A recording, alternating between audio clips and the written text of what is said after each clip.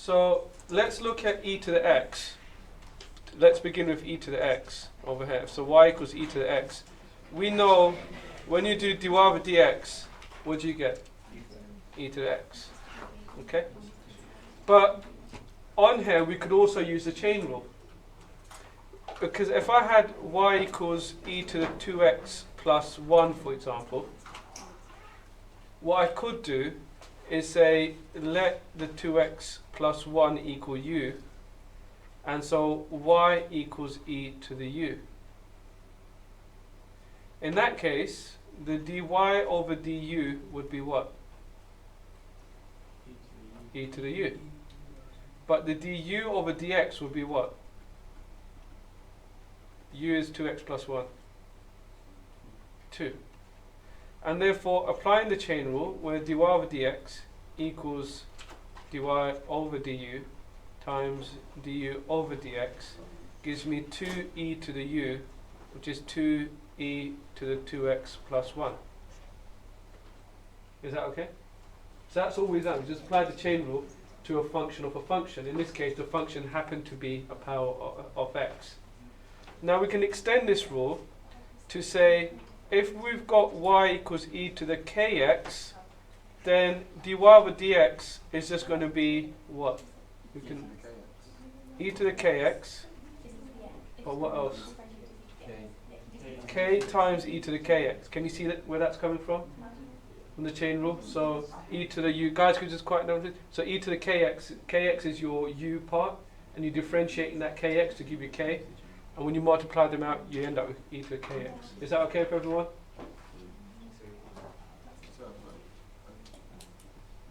Go on.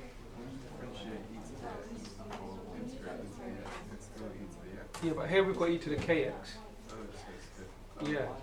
And it's different because of the chain rule that we've just put up.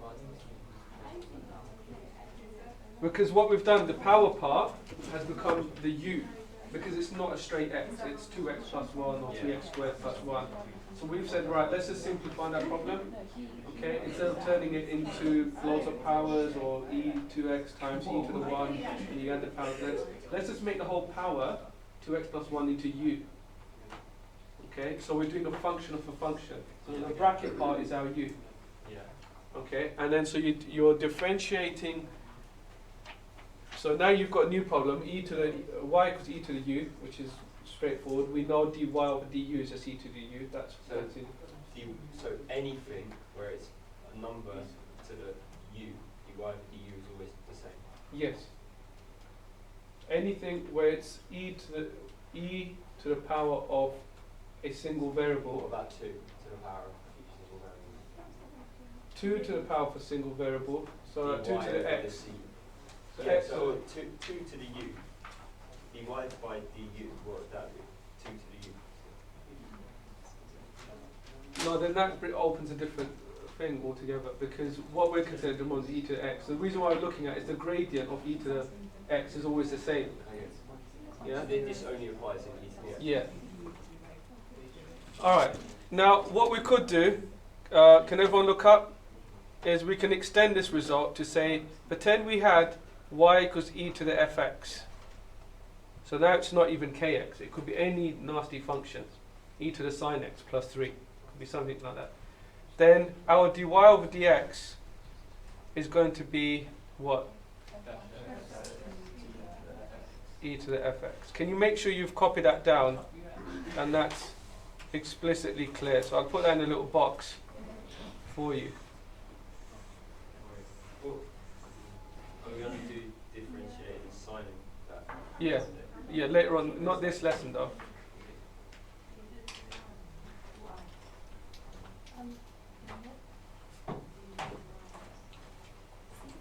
Okay.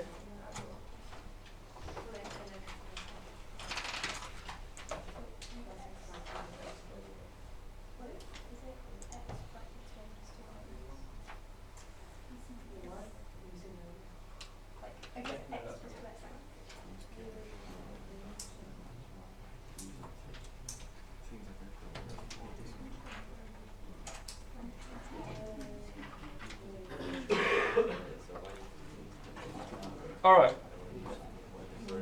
Let's now, I'll leave the top part up there, so if you just copy that down. Okay, can everyone look up for this? Even though I was working ahead, can everyone look up? Right, let's now look at the derivative of Linux. This is quite interesting. Okay. How does it if you know how to do the derivative of Linux? How to derive it? You know how to work it out? Okay. Yeah, no, you can derive the actual derivative. So you know how, okay, fair enough. Right, let's start by working out y equals Linux, and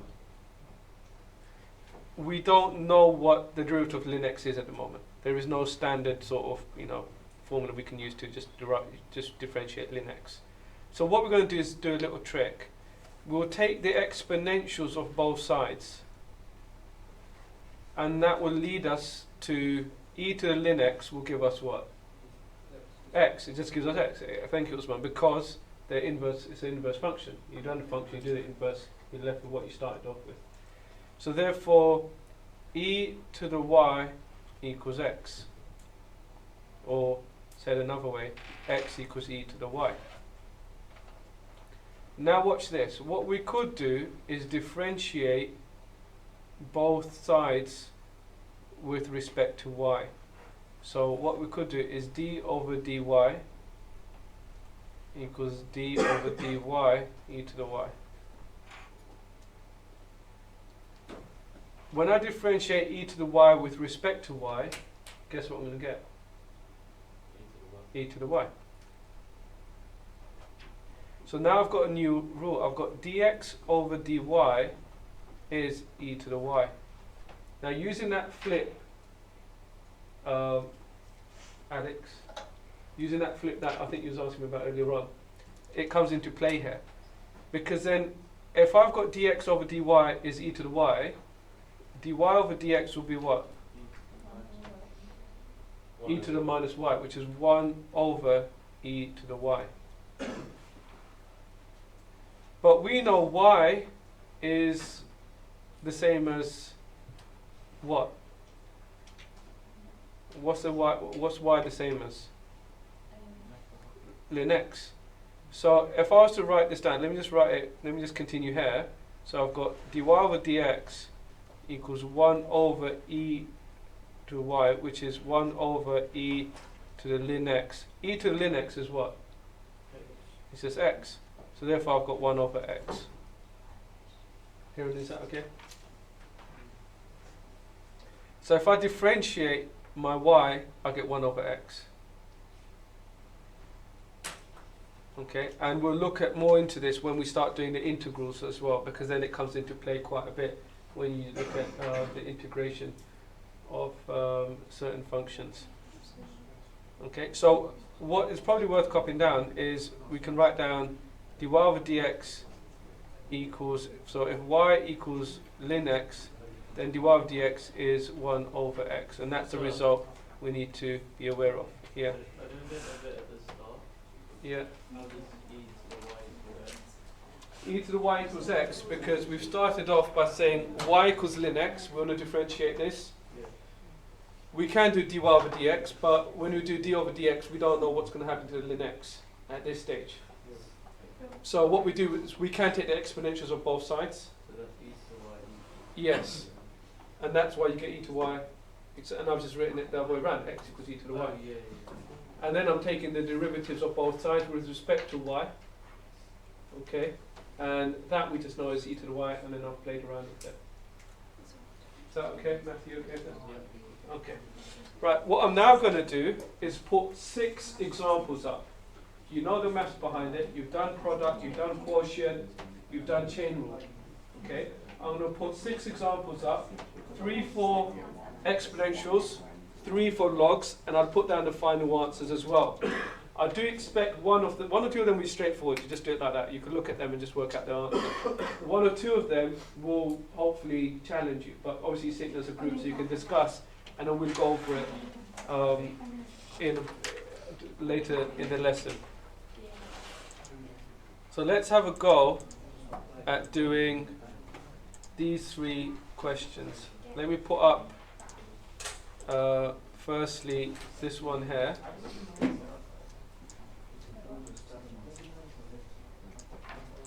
Okay.